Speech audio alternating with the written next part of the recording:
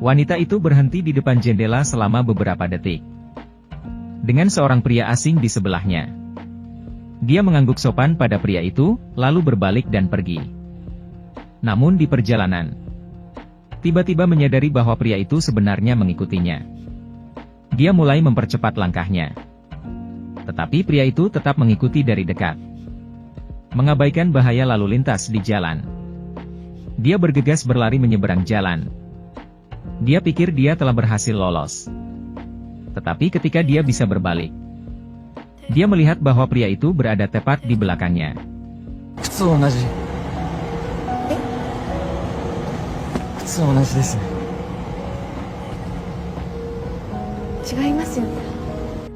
Merasa pria itu sepertinya memiliki masalah mental. Dia hanya ingin melarikan diri secepat mungkin. Tetapi pria itu menolak untuk menyerah dan berdiri di depannya, lalu berkata kepadanya,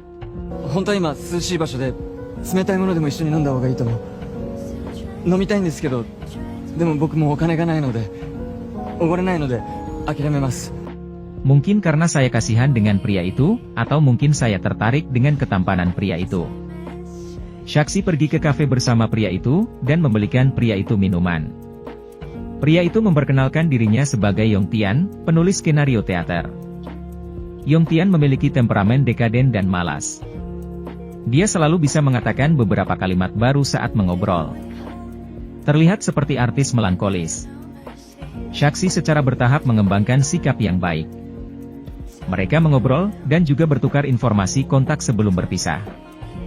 Hanya saja Shaxi tidak tahu bahwa berkenalan dengannya akan mengubah hidupnya menjadi mimpi buruk.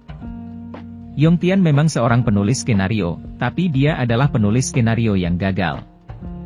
Untuk mewujudkan penulisan naskahnya, Yongtian dan teman-temannya datang ke Tokyo dari pedesaan, mengira dia jenius. Tetapi penonton sepertinya tidak melihat Yongtian memiliki bakat. Naskah yang dia buat dengan kerja keras. Menerima semua ulasan negatif 1 bintang setelah pertunjukan. Malam sebelum dia bertemu Shaxi, Yongtian bertengkar dengan rekan-rekannya di teater. Naskah yang dibuat oleh Yongtian gagal dibawakan. Rekan-rekannya membujuk Yongtian untuk mengubah naskah sesuai penilaian penonton.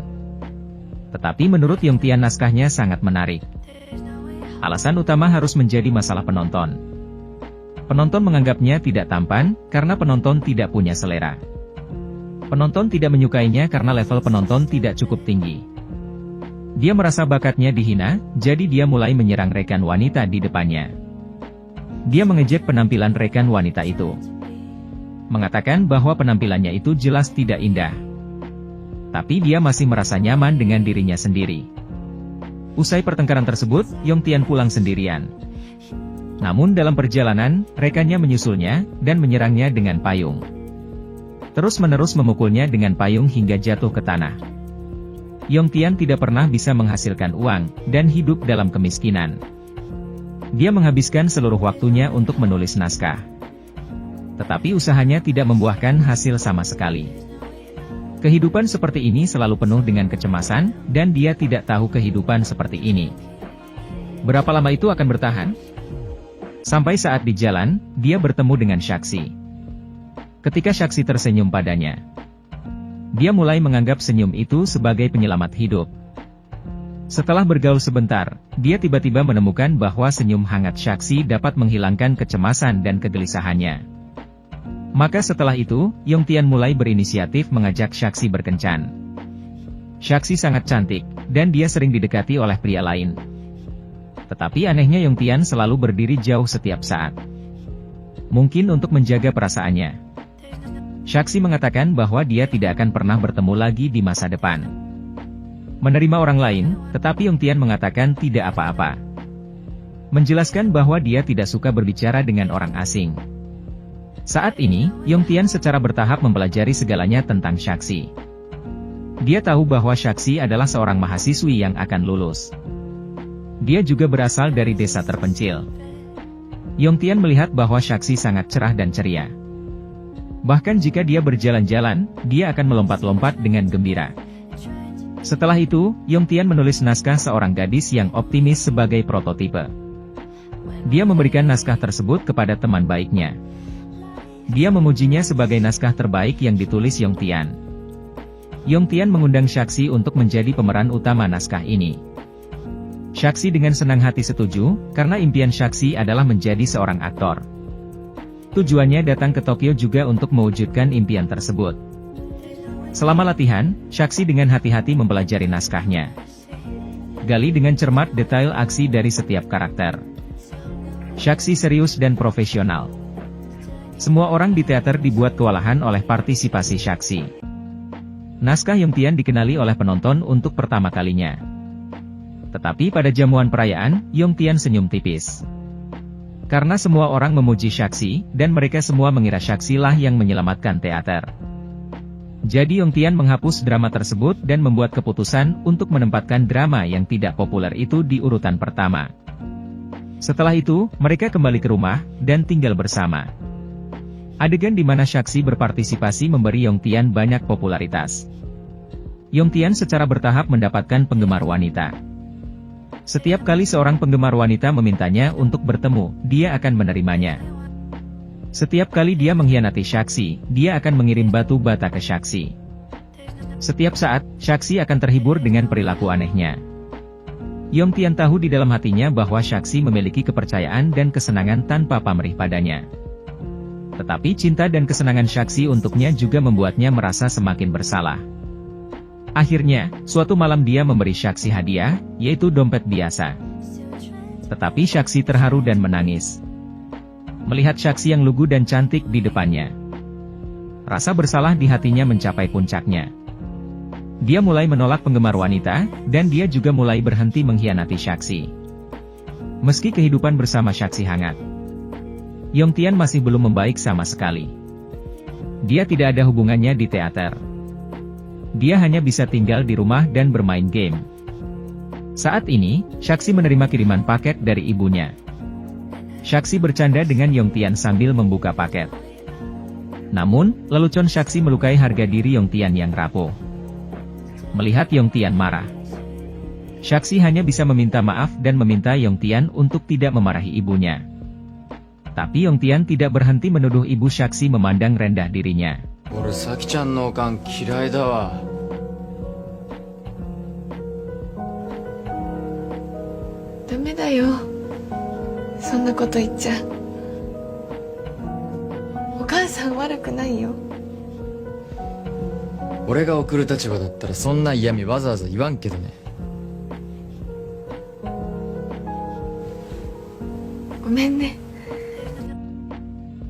Yongtian tahu bahwa kemarahannya tidak beralasan dan kekanak-kanakan.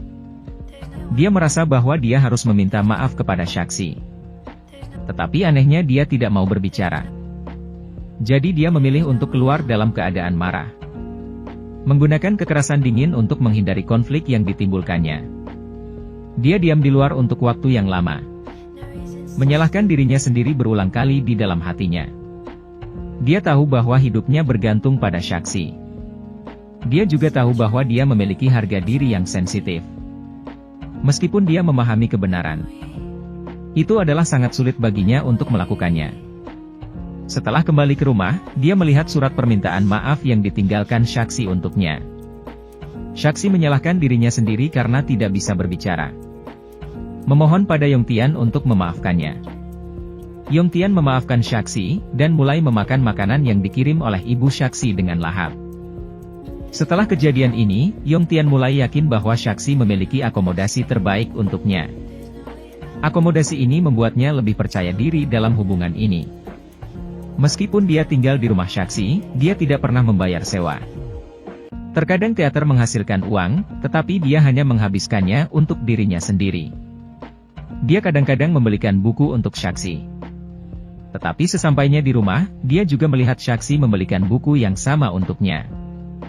Shaxi sangat senang, karena sepertinya mereka berdua memiliki pemahaman yang baik. Tetapi Yongtian sangat marah, dan dia dengan keras menegur Shaxi karena membuang-buang uang. Setelah marah, dia menyesalinya. Dia memikirkan alasan mengapa Shaxi membeli buku itu, untuk membuatnya bahagia. Memikirkan hal ini, dia menjadi semakin kesal, karena Shaxi lebih cantik dan baik hati. Tetapi itu semakin menonjolkan keburukan dan kekejamannya. Di malam hari, Shaxi meminjam sepeda motor. Shaxi meminjam sepeda motor dari teman sekelas Nan. Terlihat bahwa Shaxi memiliki hubungan yang baik dengan teman sekelas laki-laki itu. Shaxi dengan antusias membagikannya dengannya, tetapi dia menahannya. Mau tidak mau Yongtian ragu dengan hubungan antara Shaxi dan teman sekelas laki-laki. Dia cemburu, tetapi dia tidak berani menyatakan perasaannya. Jadi dia pergi dengan sepeda motor, meninggalkan Shaxi.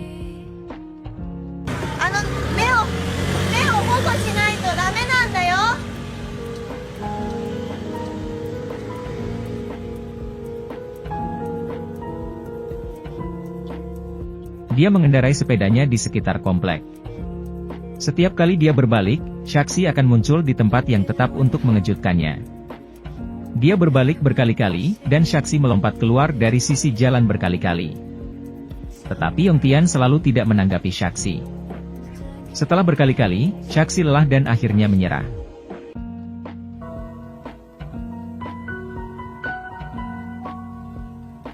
Ketika Yongtian berbalik untuk terakhir kalinya, dia melihat bahwa Shaxi telah menghilang dari sisi jalan. Malam itu, Yongtian menunggu lama di rumah, dan Shaxi kembali larut malam.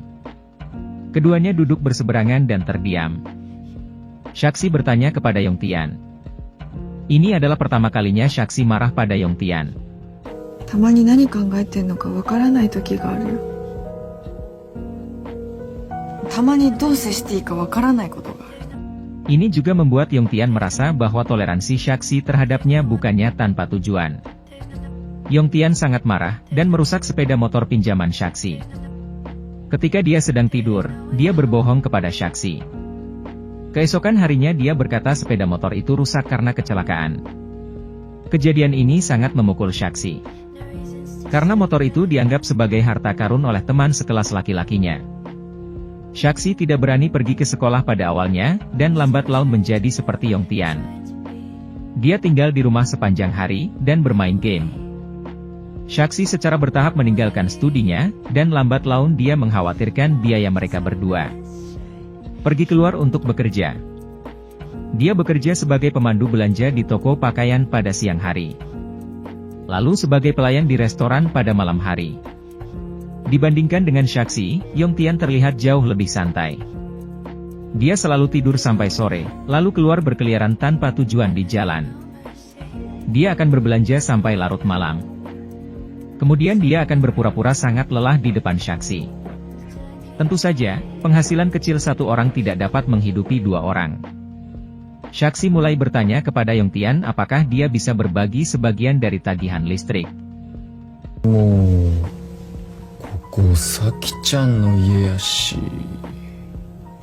Hito no ie no kounetsu hyou harau riyuu ga ne, wakaran.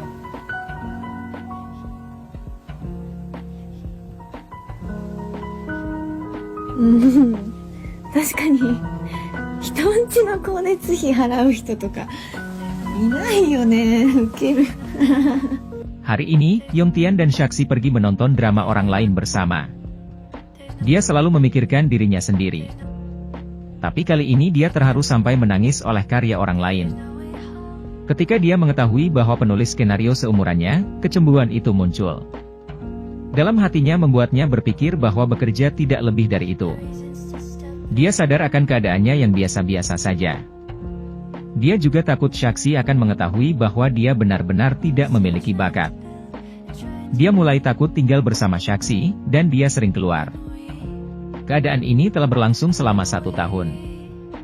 Bakatnya yang memproklamirkan dirinya belum ditemukan oleh penonton. Kadang-kadang dia menjadi sangat mabuk. Setiap kali dia mabuk, dia akan pergi ke sisi Shaxi, dan tertidur di sampingnya. Pada hari ini, dia secara tidak sengaja mengetahui bahwa Shaxi tidak pernah menyebutkannya kepada teman-temannya. Dia adalah seorang penulis skenario, dan harga dirinya yang rapuh kembali tersengat. Dia merasa bahwa Shaxi selalu memandang rendah dirinya.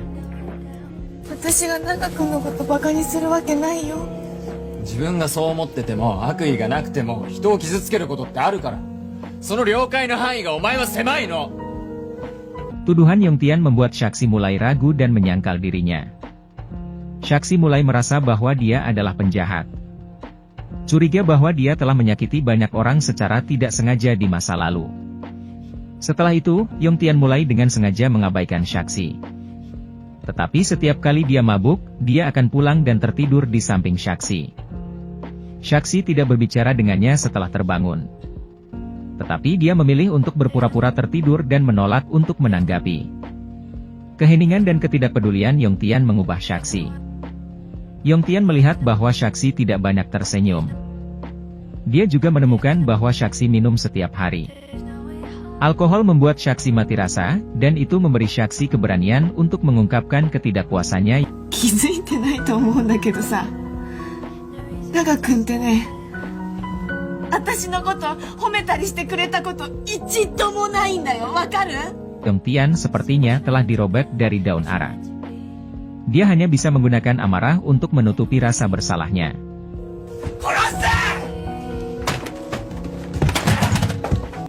Mereka banyak berdebat malam itu, dan Shaxi histeris untuk pertama kalinya.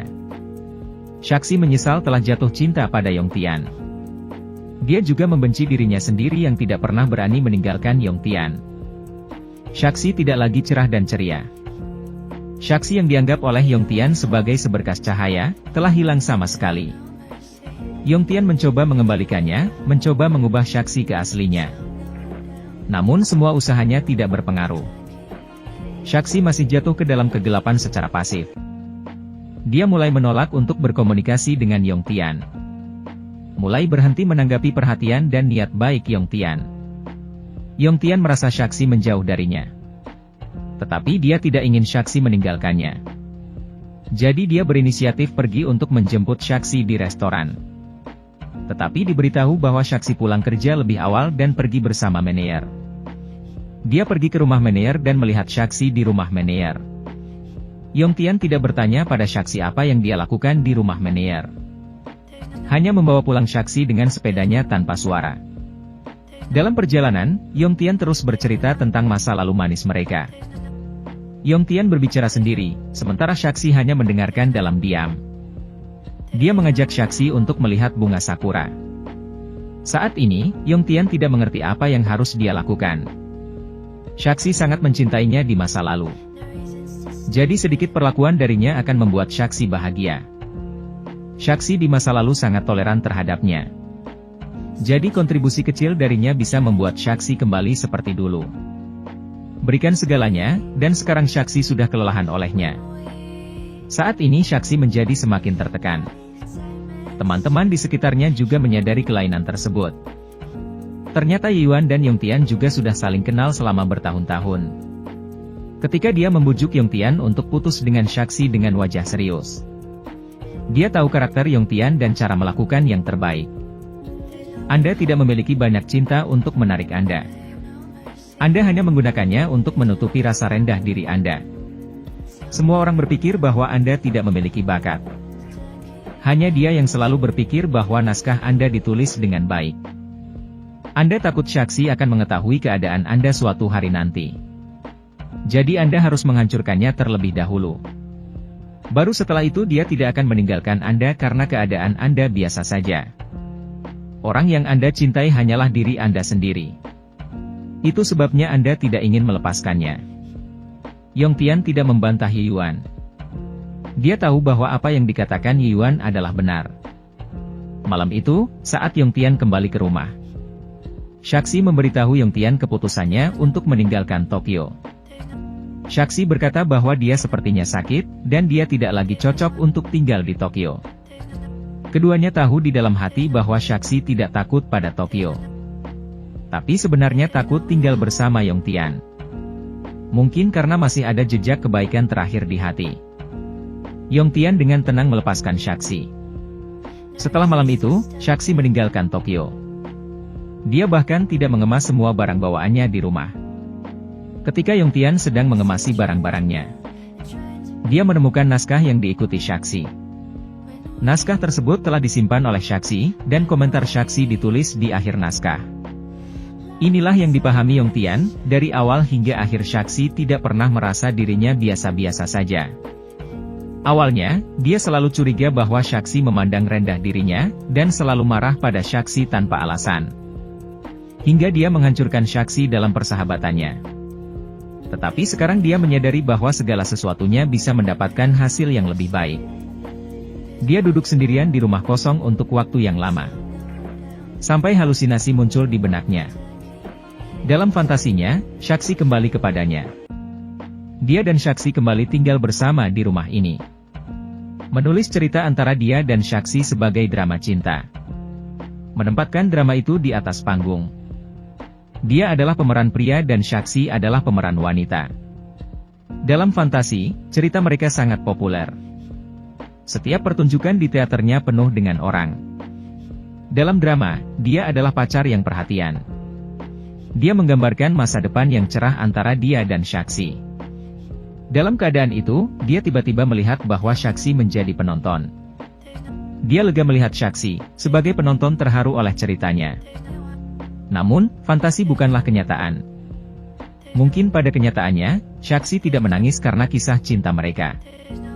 Apa yang Shaxi tangisi mungkin adalah kehidupan aslinya yang indah tetapi hancur. Mungkin pada kenyataannya, naskah baru Yongtian masih belum disukai oleh penonton. Teaternya masih belum penuh, dan dia masih belum mencapai apa-apa. Tetapi dia tetap bertahan hidup. Kesombongan dan rendah diri tampaknya saling bertentangan dan kontradiktif. Tetapi anehnya keduanya dapat terintegrasi dalam satu orang. Mungkin setiap orang memiliki diri yang diidealkan di dalam hati. Kita berharap untuk menjadi diri kita yang ideal, dan kita akan membenci diri kita sendiri. Karena kita tidak dapat memenuhi harapan kita. Ketika emosi ini menjadi patologis, kita menjadi hancur dan jahat. Secara patologis kita dibenci oleh diri kita sendiri dan orang lain. Bagi sebagian besar dari kita, semua emosi patologis ini menyakitinya. Memisahkan kita dari orang-orang di sekitar kita. Menjerumuskan kita ke dalam hubungan normal yang tidak pernah berakhir. Cinta terbaik selalu saling menyembuhkan, dan selalu tumbuh bersama. Anda dapat melihat versi diri Anda yang lebih baik di mata orang lain. Orang lain juga dapat menemukan jalan kembali di mata Anda.